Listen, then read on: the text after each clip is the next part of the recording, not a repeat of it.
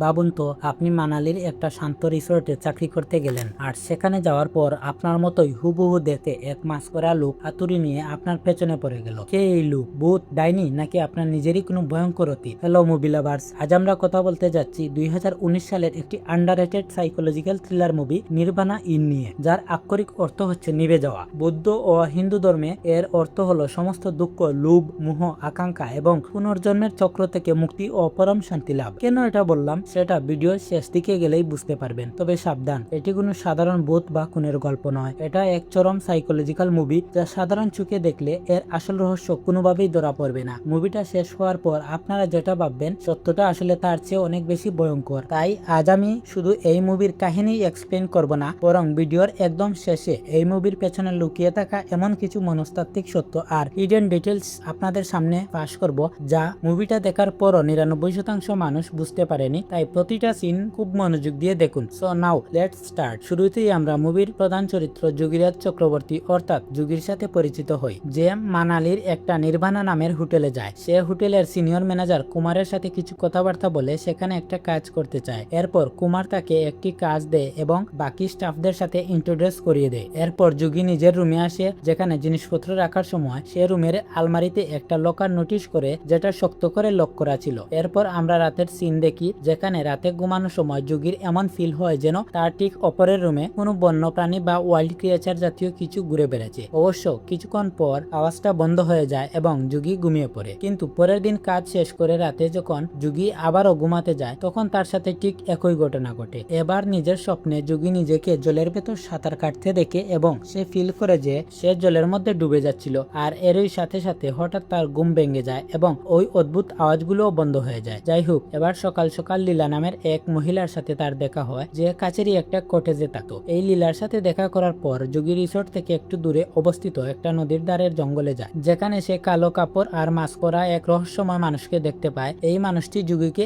দেখা মাত্রই পালাতে শুরু করে। যোগী তৎক্ষণাৎ তার পিছু নেয়, কিন্তু লোকটা হঠাৎ করে যোগীর চোখের সামনে থেকে একদম গায়েব হয়ে যায়। এখন যোগী ওই মানুষটিকে দেখে বেশ চিন্তিত হয়ে পড়েছিল। অনেকক্ষণ খোঁজার পর যোগী অবশেষে ওই মাস্ক পরা মানুষটাকে নদীর অপোজিট সাইডে দেখতে পায়, যে যোগীকে দেখেই আবার সেখান থেকে চলে যায়। তবে এই লোকটার মাস্ক দেখে যোগীর নিজের অতীতের একটা মেমোরি স্ট্রাইক করে, যখন সে আসামে থাকতো এবং সে একজন প্রফেশনাল ডান্সার ছিল। যাই হোক, রিসোর্টে ফিরে এসে যোগী জানতে পারে যে সেখানে একটা নতুন ফ্যামিলি থাকতে এসেছে, যাদের দেখে যোগী বেশ সারপ্রাইজড হয়। এই ফ্যামিলিকে দেখার পর যোগীর মনের ভেতর আরো একটা মেমোরি স্ট্রাইক করে, যেখানে সে নিজেকে এবং আরো কিছু মানুষকে জলের মধ্যে ডুবতে দেখে। পরবর্তীতে রাতে মার্কেট থেকে আসার সময় যোগী নোটিশ করে যে রোডের সাইডে কিছু লোক একটা মহিলাকে হেনস্থা করছে এবং যোগী ওই লোকগুলোকে মারধর করে সেখান থেকে তাড়িয়ে দেয়। কিন্তু যখনই যোগী ওই মহিলার মুখে টর্চের আলো ফেলে, তখনই তার মনে আরো একটা পুরনো মেমোরি স্ট্রাইক করে, যেখানে সে নিজেকে একজন নৌকার ড্রাইভার হিসেবে দেখে এবং নিজের সাথে ওই মহিলাকেও দেখতে পায়। যোগী এই মহিলাকে দেখে কেন যেন বেশ ভয় পেয়ে যায় এবং তাড়াতাড়ি রিসোর্টের দিকে চলে যায়। নিজের রুমে যাওয়ার সময় যোগী নোটিশ করে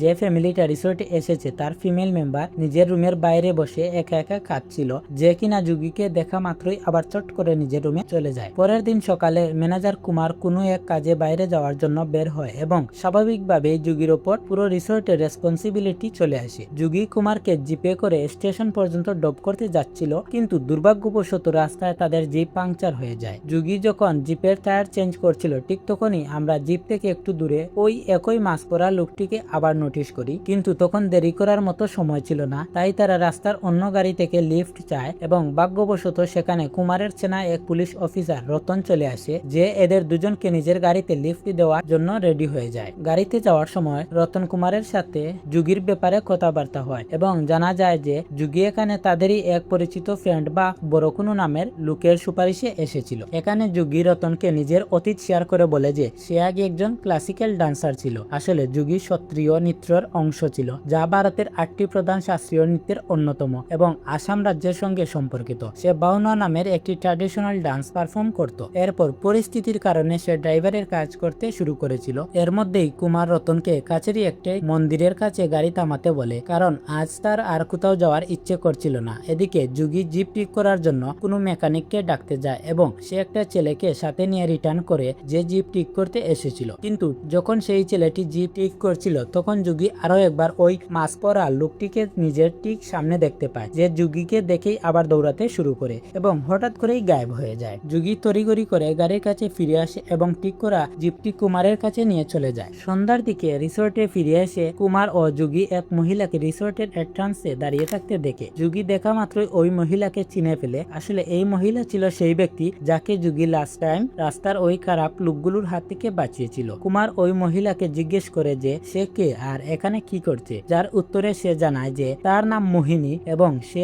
এখানে কাজের জন্য এসেছে। তার ঘরে সে একাই একমাত্র উপার্জনকারী এবং বর্তমানে তার একটি কাজের খুব দরকার। বিনিময়ে কুমার যা চাইবে তাই পাবে। যুগি এই মোহিনীকে দেখে কেন জানি না ভেতর থেকে খুব ঘাবড়ে যাচ্ছিল এবং সে কুমারকে আড়ালে ডেকে বলে যে তাদের এখানে কোনো ভ্যাকেন্সি নেই আর তাদের এই মহিলাকে রাখা একদমই উচিত হবে না। সে কেবল মোহিনীকে কাজে রাখেই না, বরং তাকে রিসোর্টে থাকার জন্য একটা জায়গাও দিয়ে দেয়। রাতে যুগি যখন লীলার কটেজে তার ডিনার পৌঁছে দিতে যাচ্ছিল তখন সে একটু দূরেই মোহিনীকে দাঁড়িয়ে থাকতে দেখে, যে এক দৃষ্টিতে তার দিকেই তাকিয়েছিল। সকালে যখন যুগি ব্রেকফাস্ট করছিল তখন মোহিনী তার কাছে এসে আগের রাতের ওই উপকারের জন্য থ্যাংক ইউ বলে। এখানে যুগি নোটিস করে যে মোহিনী যেন তার সাথে একটু ফ্লার্ট করার ট্রাই করছে। সে কিছুটা ঘাবড়ে গিয়ে মোহিনীকে জিজ্ঞেস করে যে সে কি কখনো মাজুলিতে গিয়েছিল, তার কি মাজুলি সংক্রান্ত কোনো কথা মনে আছে, যাতে মোহিনী রিপ্লাই দেয় যে হ্যাঁ হয়তো গিয়েছিলাম কিন্তু আমার ঠিক কিছু মনে নেই, কারণ আমি আমার জীবনের সব খারাপ স্মৃতিগুলো ভুলে যাই আর ওই জায়গাটার সাথে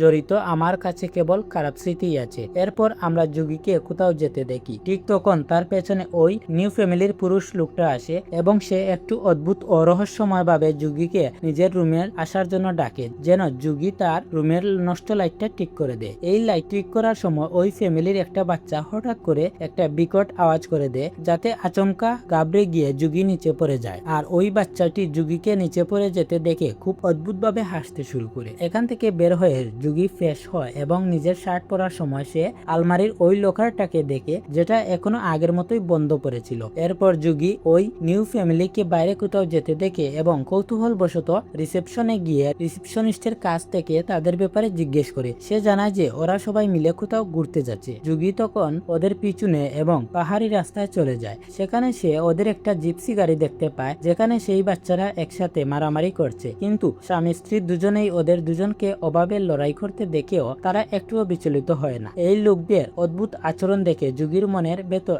আরো একটা মেমোরি স্ট্রাইক করে, যেখানে সে নিজেকে নিজের নৌকায় দেখে এবং ওই ফ্যামিলি ও মোহিনীকে নিজের প্যাসেঞ্জার বা যাত্রী হিসেবে দেখতে পায়। যুগির মনের গভীরে থাকা একটা পুরনো মেমোরি তখন বেশি ওঠে, আর এটা ছিল ঠিক ওই সময়ের যখন যুগি মাজুলিতে আসামে সেই ক্লাসিক্যাল ডান্স করত। সেখানে যুগি তার এক ফ্রেন্ডকে বলেছিল যে সে মাজুলি ছেড়ে দেওয়ার ডিসিশন নিয়েছে এবং সে আর কখনো বাউনা ডান্স পারফর্ম করবে না। তারা সেখানে কোনো এক ধরনের বুট অ্যাক্সিডেন্ট বা নৌকাডুবির কথা বলছিল। ভিউয়ার্স, বুটের এই ঘটনাটা কিন্তু খুব ভালো করে মনে রাখুন, কারণ ভিডিওর শেষে যে সাইকোলজিক্যাল সত্যটা আমি বলবো তার চাবিকাঠি কিন্তু এই বুট অ্যাক্সিডেন্টের মধ্যেই লুকিয়ে আছে। রাতে যুগির নিজের ওপরের রুম থেকে আবারও সেই ভারী ও অদ্ভুত আওয়াজগুলো আসতে শুরু করে এবং সে ঘর থেকে বাইরে বেরিয়ে যাওয়ার পর এক হ্যালুসিনেশনের মধ্যে নিজেকে মোহিনীর সাথে একটা ট্র্যাডিশনাল ডান্স পারফর্ম করতে দেখে। পরদিন সকালে ম্যানেজার কুমার নিজের এমপ্লয়ীদের স্যালারি দেয় এবং ফিরে যাওয়ার সময় মোহিনীকে কোনো এক ব্যক্তিগত কথা বলার জন্য নিজের রুমে ডেকে নেয়। আর এখানে বাইরে থেকে যুগি যখন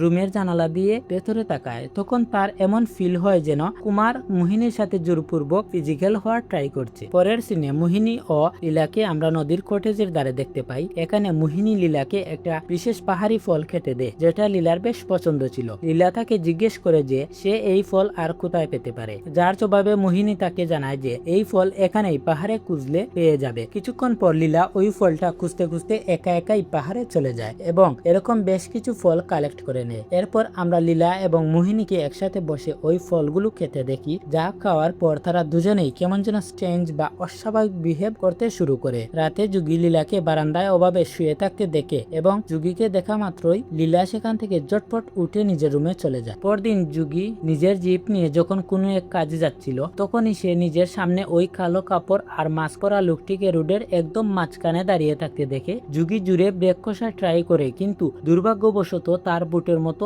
এখানেও জিপে ব্রেক ফেল হয়ে গিয়েছিল আর গাড়িটি জুড়ে টার্ন করার চক্করে যুগির জিপ নিয়ন্ত্রণ হারিয়ে একটি বড় গাছের সাথে ধাক্কা খায়। যুগি তখন জিপ থেকে নেমে ওই মাস্ক পরা লোকটির পিছনে এবং একটু দূরে পাহাড়ি রাস্তায় যাওয়ার পর ওই লোকটা হঠাৎ দাঁড়িয়ে পড়ে। তখন দেখা যায় তার হাতে একটা বড় হাতুড়ি, যা দিয়ে সে আচমকা যুগির ওপর সরাসরি অ্যাটাক করতে যায়, কিন্তু যুগি তাড়াতাড়ি নিজেকে সামলে নেয় এবং দস্তাদস্তির এক পর্যায়ে লোকটার মুখের মাস্ক এনে খুলে দেয়। এন্ড স্ট্রেঞ্জলি ওই লোকটা আর কেউ নয় বরং স্বয়ং যুগী নিজেই ছিল। হ্যাঁ বন্ধুরা, এই সেকেন্ড যুগী তখন ফার্স্ট যুগীকে বলে যে সে তাকে বহু বছর ধরে চিনে এবং তার সাথেই থাকে, ইনফ্যাক্ট তার মনের ভেতরেই বাস করে। যুগী তখন তাকে অবাক হয়ে জিজ্ঞেস করে যে সে কে আর এখানে কি করছে, যার উপর সেকেন্ড যুগী হাস্যোজ্জ্বল মুখে রিপ্লাই দেয় যে এখন তুমি সঠিক কোয়েশ্চন করেছো। এন্ড সে যুগীকে বলে যে সে এখানে তাকে তার নিজের অতীত মনে করাতে এসেছে, যে হরিবল অভয়ঙ্কর জিনিস সে অতীতে করেছে এবং যা সে বুটের ওপর করেছিল ইত্যাদি ইত্যাদি। যুগী চরম রেগে গিয়ে ওই দ্বিতীয় যুগীকে জানে মেরে ফেলার হুমকি দেয়, যার জবাবে সেকেন্ড যুগী বলে যে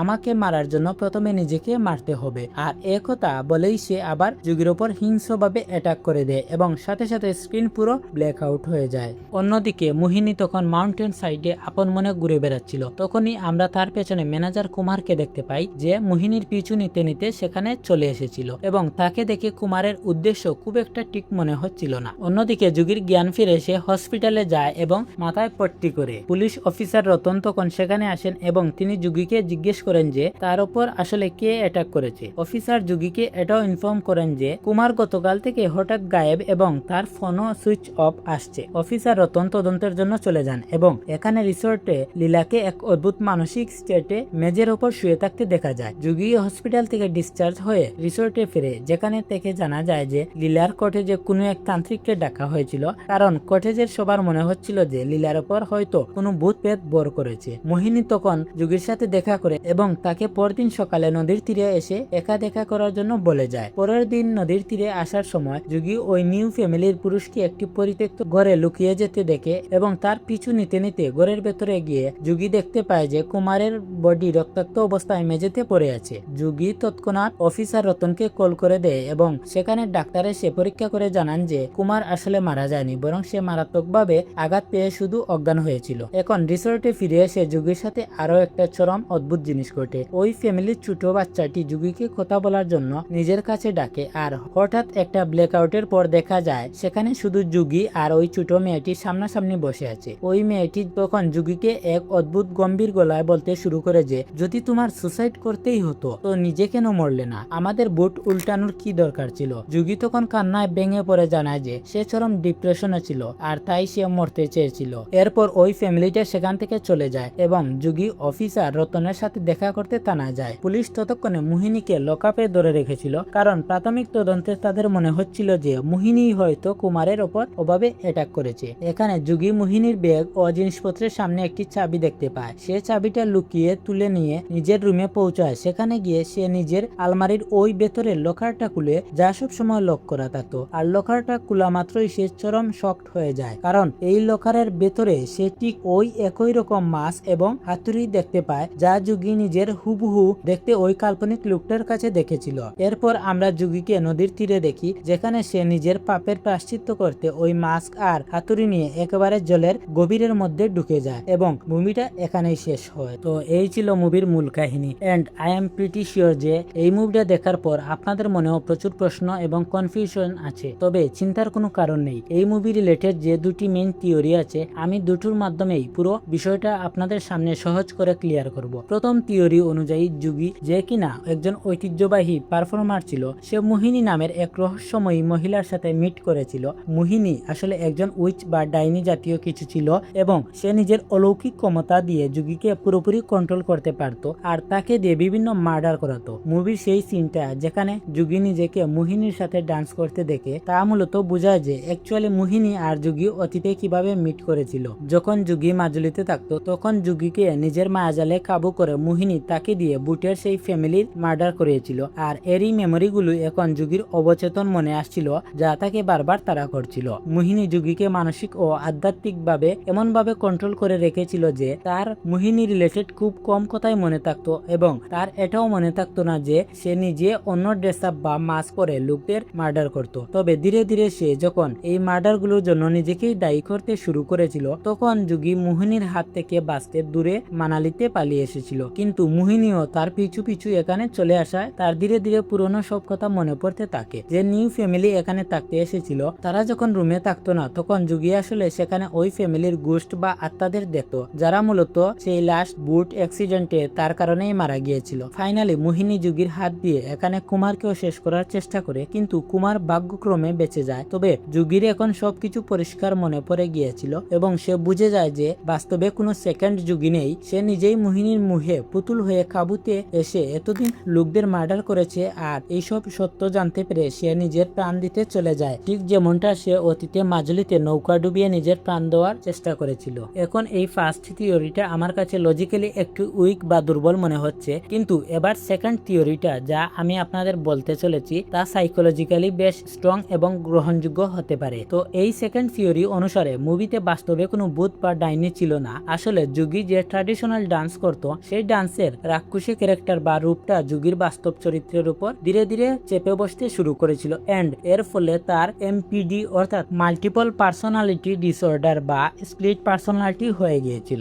এখন যুগীর মনের ভেতরে এই হিংস্র সেকেন্ড পার্সোনালিটি মূলত সমাজে ক্রাইম করা বা করাপ্ট ও দুষ্ট প্রকৃতির লোকদের নিজস্ব উপায়ে শাস্তি দিত। আর মানসিক অসুস্থতার কারণে যুগী বাস্তব জীবনের সাধারণ জিনিসগুলোকে অনেক বেশি বাড়িয়ে এক ভয়ঙ্কর রূপ দিয়ে দেখতে শুরু করেছিল এবং তার অবচেতন মন অনুসারে যাকে তার অপরাধী মনে হতো সে তাকেই হাতুড়ি দিয়ে শাস্তি দিত। আর সবচেয়ে অদ্ভুত বিষয় হলো যে মানালিতে আসার পর যুগী যেসব নতুন লোকেদের সাথে মিট করেছিল সে নিজের মেন্টাল ইলনেসের কারণে তাদের সবাইকে নিজের অতীতের ডার্ক পাস্টের ক্যারেক্টারগুলোর সাথে জুড়ে দেখতে শুরু করেছিল। ফর এক্সাম্পল, রিসোর্টে যে নিউ ফ্যামিলি থাকতে এসেছিল তাদের সে অতীতের সেই নৌকার ফ্যামিলি ভাবতে শুরু করেছিল এবং এখানকার সাধারণ মোহিনীকে সে নিজের অতীতের সেই পুরনো ডান্স পার্টনারের মতো দেখতে শুরু করেছিল। আসল সত্যটা হলো অতীতে মাজুলিতে হয়েছিল এই যে নিজের দিকে অতিরিক্ত অ্যাট্রাক্ট হওয়া নিজের ডান্স পার্টনারকে মানসিক বিকারগ্রস্ত যুগী একটা করাপ্ট অর্থাৎ খারাপ মেয়ে ভাবতে শুরু করেছিল, এন্ড যে ফ্যামিলি বুটের ওপর এসেছিল তার পুরুষ মেম্বারকেও সে ভালো লোক মনে করেনি। ফলে যুগী নিজের সেকেন্ড পার্সোনালিটির নিয়ন্ত্রণে এসে বুটের সবাইকে নির্মমভাবে হত্যা করে দেয় এবং যখন সুস্থ যুগী হঠাৎ রিয়ালাইজ করে যে সে নিজের অজান্তে কি ভয়ঙ্কর কাণ্ড করে ফেলেছে, তখন সে নিজেও বুট উল্টে সুসাইড করতে চলে যায়। বাট সামহাও যুগীর প্রাণ সেবার বেঁচে যায় এবং ট্রমার কারণে সে তার মেমোরির মোস্ট অফ দ্য ডার্ক জিনিস পুরোপুরি ভুলে যায় বা তার মন সেটাকে লক করে দেয়। এখন যুগী নিজের লাইফকে নতুন করে আবার সুস্থভাবে বাঁচার কথা ভাবে এবং এই কারণেই সে মানালি এসে সবকিছু একদম নর্মাল ওয়েতে স্টার্ট করেছিল, কিন্তু রিসোর্টের পরিবেশ ও একাকিত্বের কারণে ধীরে ধীরে তার সেই সুপ্ত সেকেন্ড পার্সোনালিটি আবার ফিরে আসে এবং নিজের মেন্টাল কন্ডিশনের কারণে সে মোহিনীর মধ্যে নিজের সেই ডান্স পার্টনারকে ইমাজিন করতে শুরু করে এবং ওই নিউ ফ্যামিলির মধ্যে সেই বুটের ফ্যামিলিকে দেখতে থাকে। মুভির মোস্ট অফ দ্য পার্টসে পরিচালক আমাদের লোকদের ওইভাবেই বিহেভ করতে দেখিয়েছেন যেমনটা মূলত মানসিক অসুস্থ যুগী নিজে দেখত, অর্থাৎ একদম সাধারণ একটা সিম্পল জিনিসকে মনের ভেতর থেকে বড় করে দেখা। ফর এক্সাম্পল, যখন মোহিনী এসে যুগীকে জাস্ট থ্যাঙ্কস বলতে আসতো তখন যুগীর মানসিকতার কারণে স্ক্রিনে এমন ভাবে দেখানো হতো যেন মোহিনী ইচ্ছা করে যুগীর সাথে ফ্লার্ট করছে, যেখানে বাস্তবে হয়তো মোহিনী আদতেও ফ্লার্ট করছিলই না। মুভির ডিরেকশন ও রেকর্ডিং এ এই কথা আরো ক্লিয়ার হয়ে যায় যখন যুগী লুকিয়ে সেই নিউ ফ্যামিলির পিছু নিয়ে পাহাড়ে যায়, তখন সে দূর থেকে নর্মালি খেলা বা লড়াই করা দুটো বাচ্চাকে এমন ভাবে দেখে যেন ওরা আক্ষরিক অর্থেই একে অপরের প্রাণ নেওয়ার জন্য হিংস্রভাবে লড়াই করছে, এন্ড ওদের প্যারেন্টসদের সে একদম কেয়ারলেস ও খারাপ ভাবে। এমনকি বাচ্চার ওই দুষ্টুমি করে হর্ন দেওয়া যার কারণে ভয় পেয়ে যুগী নিচে পড়ে গিয়েছিল ওটাকেও যুগী তার হ্যালুসিনেশনে একটি ক্রিপি ওয়েতে হেসেল রূপ হিসেবে দেখে, যেখানে হতে পারে ওটা একটা বাচ্চা জাস্ট সাধারণ একটা ভুল বা দুষ্টিমি ছিল। এরপর যুগীর মনে রিয়ালাইজ হয়ে গিয়েছিল যে ম্যানেজার কুমারের মোহিনীর প্রতি একটা ভুল বা খারাপ উদ্দেশ্য ছিল এবং তার মনের ভেতরে সেই জাস্টিস সিকিং সেকেন্ড পার্সোনালিটি অনুযায়ী কুমারকে এর জন্য কঠোর শাস্তি দেওয়া উচিত ছিল। তাই সে নিজেই হাতুড়ি নিয়ে কুমারের উপর অ্যাটাক করেছিল। কুমার অবশ্য বেঁচে যায়। এরপর কানাই মোহিনী যখন পুলিশের সামনে নিজের ব্যাগ থেকে কিছু চাবি কাউন্ট করছিল, যুগী তখন নিজের ভুল বুঝতে পেরে চাবিটা ওখান থেকে লুকিয়ে উঠিয়ে নেয় আর নিজের রুমে চলে আসে। এখানে আমরা দর্শকরা একদম নিশ্চিতভাবে বুঝে যাই যে যুগী এখন সব স্পষ্ট বুঝে গেছে যে সে নিজেই আসলে ডাবল পার্সোনালিটির কারণে সবার মার্ডার করছিল এবং এই ভয়ঙ্কর পাপ থেকে নিজেকে থামানোর জন্য নিজেকে চিরতরে খতম করতে হবে, কারণ তার সেকেন্ড পার্সোনালিটি হাতুড়ি হাতে ক্লিয়ারলি বলেছিল যে তাকে মারার জন্য যুগীকে নিজেকে মারতে হবে, এন্ড যুগী মুভির শেষে সেটাই করেছে এবং আবার ট্রমার কারণে সবকিছু ভুলে নতুন কোনো জায়গায় চলে যায়। কারণ মুভির একদম শেষ এন্ডিং সিনে যুগীর জলের গভীরে ডুবে যাওয়ার পরেও আমরা এই ভয়ঙ্কর মাছ অলৌকিকভাবে জলের উপর ভেসে উঠতে দেখি। এছাড়া মুভিতে আরেকটা ছোট সাবপ্লট বা থিওরি আছে যা মূলত ওই রিসোর্টে হরর এলিমেন্ট বা ভূতুড়ে পরিবেশ তৈরির জন্য রেসপন্সিবল ছিল। তা হলো লীলার ওই পাহাড়ে পাওয়া বিশেষ ফল খাওয়ার পরে ও অস্বাভাবিক ব্যবহার। আসলে ওই ফলটা এক ধরনের